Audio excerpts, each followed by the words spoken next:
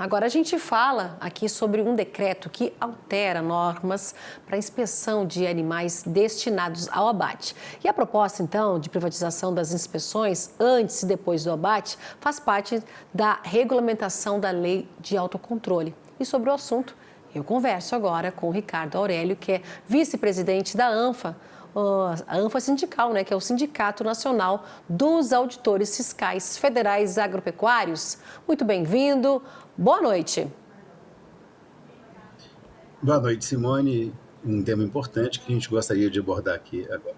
Vamos lá, né? Hoje essa inspeção, não é? Ela é feita pelos auditores fiscais federais. Mas pela proposta, então, os frigoríficos, né, vão ser autorizados, podem ser autorizados a contratar, então, diretamente os veterinários, né, os médicos veterinários, para ficarem responsáveis, então, pela inspeção dos animais antes e depois do abate. Teria riscos? Fala pra gente, como é que o sindicato avalia essa mudança?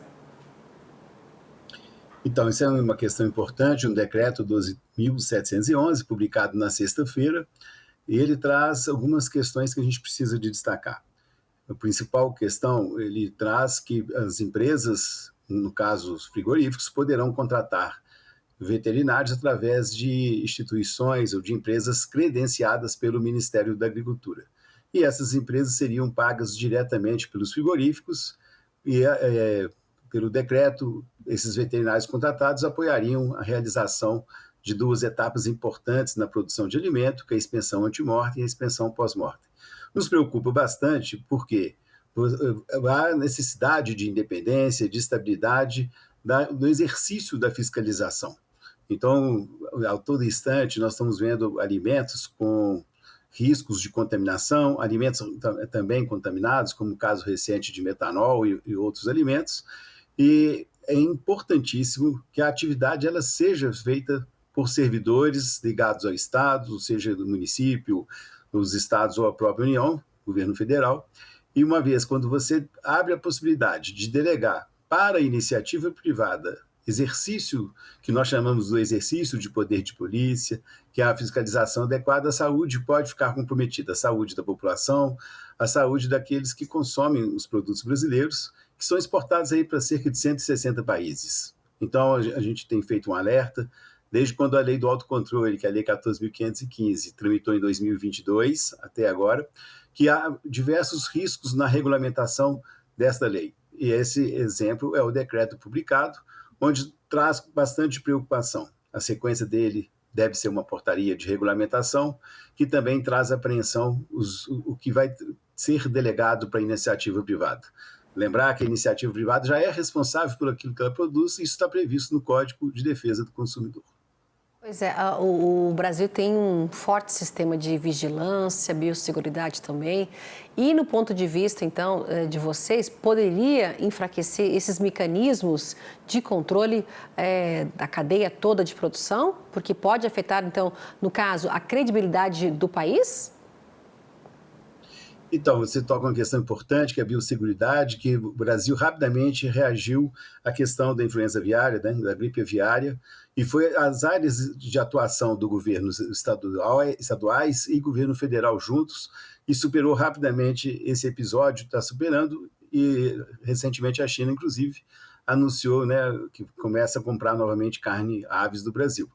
E isso foi feito tudo por servidores públicos, sejam estaduais ou federais. Por quê? É importante que você tenha autonomia e estabilidade para atuar como fiscal, como para atuar nos programas de defesa sanitária, nos programas de produção de alimento. Quando você traz o ente privado, que é importante a participação dele na sua responsabilidade, já prevista, né, como eu disse há pouco, no Código de Defesa do Consumidor, não deve se delegar as atribuições que são exclusivas de Estado.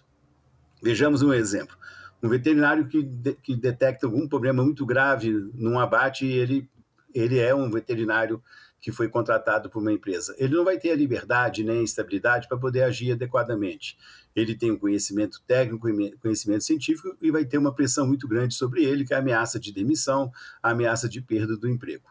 Por isso que as execuções do serviço público são essenciais e fiscalização e inspeção são indelegáveis.